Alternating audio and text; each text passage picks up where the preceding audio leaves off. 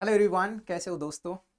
आज के इस वीडियो में हमारे साथ जुड़ चुके हैं सौरिश गोस्वामी, जिन्होंने हाल ही में जो हमारा जून 24 का एग्ज़ाम हुआ था CSI नेट का, इस एग्ज़ाम में इन्होंने JRF क्वालिफाई किया विद ऑल इंडिया रैंक 33। तो आज की इस वीडियो में हम लोग इनके साथ बात करते हैं और थोड़ा सा इनकी जर्नी के बारे में जानते हैं कि इन्होंने कैसे प्रिपेयर किया था और इनको कोई स्ट्रगल आया क्या एग्ज़ाम के प्रिपरेशन के दौरान, और फिर आगे आप स्टूडेंट जो भी अभी प्रिपेयर कर रहे हैं तो आप स्टूडेंट्स के लिए कैसा इनके प्रिपरेशन का आप मोटिवेशन ले सकते हैं और कैसा आपको फ़ायदा हो सकता है, इसके बारे में थोड़ी सी जानकारी ले लेते हैं।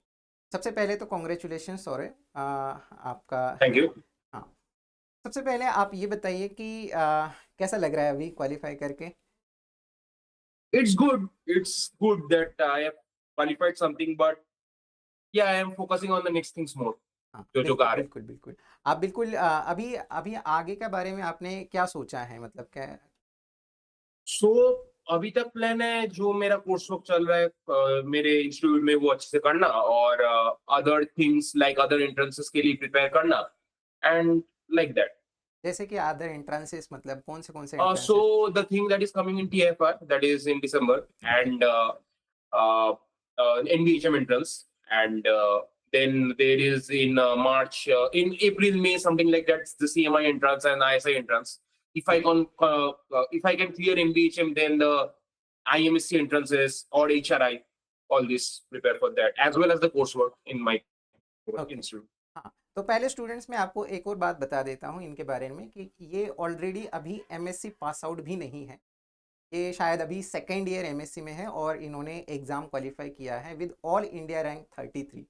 अभी ये ISI में पढ़ रहे हैं और आगे के बारे में डेफिनेटली वो कुछ अच्छा ही मैथमेटिक्स में कर रहे हैं और डेफिनेटली आगे के बारे में वो PhD के लिए सोच रहे हैं। तो आप स्टूडेंट्स को क्या सजेस्ट करना चाहेंगे कि किस तरीके से आप प्रिपेयर करें इन एग्ज़ाम्स को, क्योंकि कई सारे स्टूडेंट्स के मन में ये होता है कि वो थोड़ा सा बर्डन लेते हैं, उनको लगता है कि एग्ज़ाम काफ़ी टफ है, फिर होगा कि नहीं होगा, कई बारे क्वेश्चंस होते हैं उनके मन में। तो आप इनको क्या सजेस्ट करोगे कि क्या करना चाहिए। Well, if I say honestly, there is no hard and fast rule कि एक ही टेक्निक से प्रिपेयर करना चाहिए.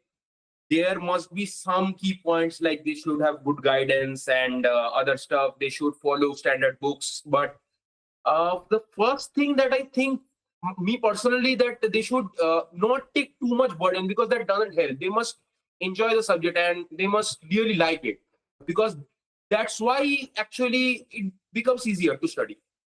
Secondly, मैं जो करना चाहूंगा, there must be a blend of discipline also that you must study standard books and like and you must do problems. You working hard. That is the ritual of passage. You must follow that.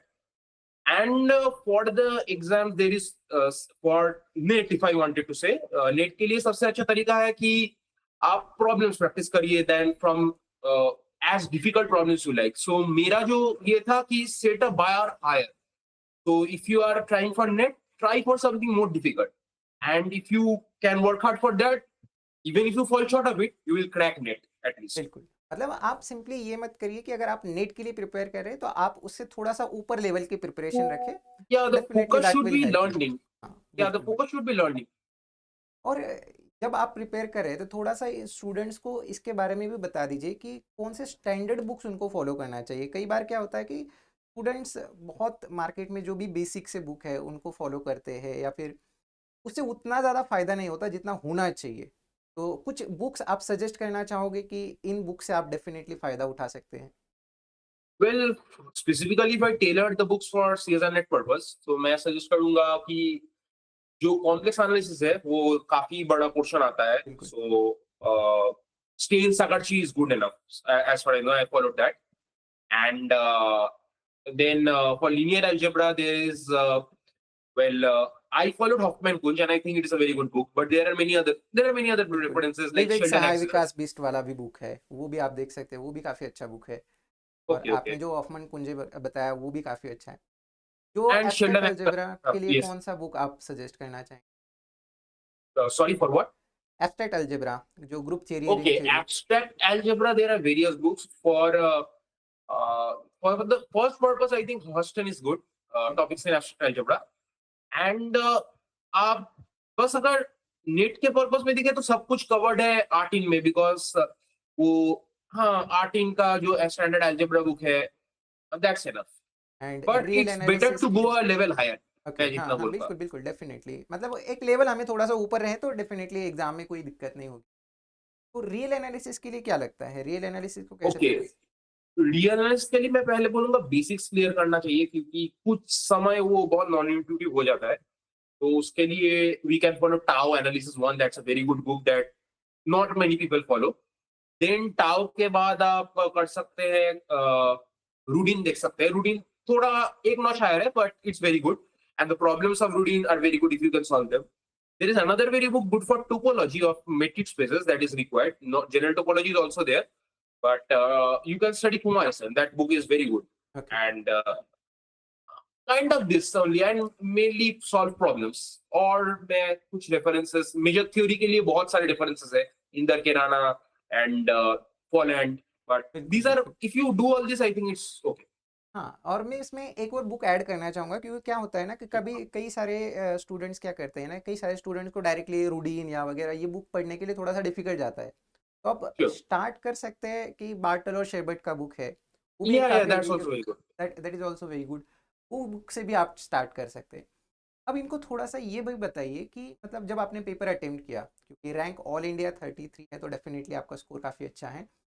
तो जब आपने paper attempt किया तो क्या आप कोई strategy से attempt किया, या फिर आपने पूरा सिर्फ मैथमेटिक्स ही किया, या पार्ट ए को पहले किया बाद में किया, ऐसा कुछ आपने मैनर बनाया था? मैंने इतना प्लान कर नहीं पाया था, क्योंकि मेरा एक्चुअली प्रेशर था। मेरा मतलब सेमेस्टर चल रहा था, थोड़ी दिन पहले सेमेस्टर खत्म हुआ था। So mainly that I had a strategy that I will do part C and B first, not the reasoning part. So okay, मैंने पार्ट बी और सी ज्यादा किया था, मेरा पार्ट ए में अच्छा नहीं गया था। I think I could have done better.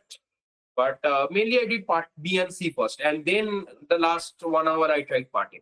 अच्छा, ओके, और पूरा पेपर टाइम से आपका कंप्लीट हुआ था कि इससे पहले आपने कुछ टेस्ट वगैरह दिए थे? मेनली प्रॉब्लम्स की प्रैक्टिस आपने कहाँ से करी थी?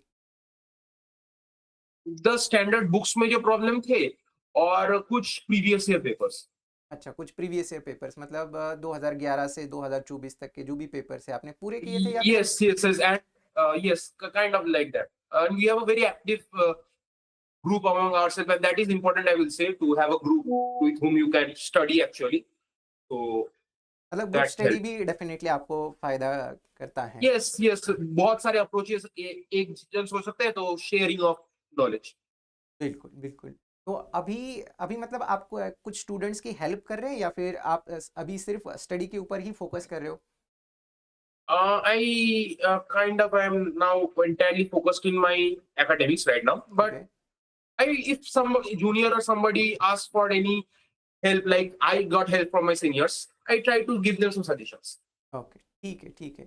कोई बात नहीं, आपसे बात करके बहुत अच्छा लग रहा है, क्योंकि आप डेफिनेटली इंडिया के जो टॉप प्रीमियर इंस्टीट्यूट है आईएसआई से आप अपना मास्टर्स कंप्लीट कर रहे हो। डेफिनेटली आप इंडिया के अंदर जो भी अब रिसर्च करोगे मैथमेटिक्स में, काफ़ी अच्छा अच्छा आप करोगे उसमें। तो आपके फ्यूचर के लिए हमारी तरफ से आपको ऑल द बेस्ट दिया जाता है, आप डेफिनेटली। Thank और आपकी ये जर्नी जो है, जिस तरीके से आप प्रिपेयर कर रहे हो या जिस तरीके से आप पढ़ रहे हो, वो तरीका स्टूडेंट्स को बहुत ही अच्छा लगेगा। और डेफिनेटली ये मत सोचना कि ये स्टूडेंट्स ने बिल्कुल नहीं सोचना है कि सीएसआई नेट टफ एग्ज़ाम है।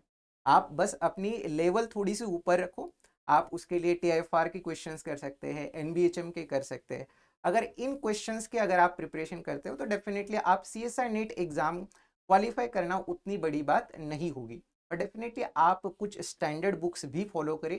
यही हमें इनसे एक इंफॉर्मेशन मिली है, और साथ ही साथ इनसे हम लोग मोटिवेट भी हो सकते हैं कि डेफिनेटली हम लोग सीएसआई नेट एग्ज़ाम क्वालिफाई करना कोई इतनी बड़ी बात नहीं है। चलिए, तो आज के इस वीडियो में हम लोग यही रुकते हैं। अब थैंक यू बोलने का समय आ चुका है। Sorry, thank you so much thank IFS के you. लिए देने के लिए। और स्टूडेंट्स को भी डेफिनेटली आपका अब जो भी आपने प्रिपेयर किया है जिस तरीके से, उसका ज़रूर फ़ायदा होगा। ठीक है, thank you everyone. Thank you.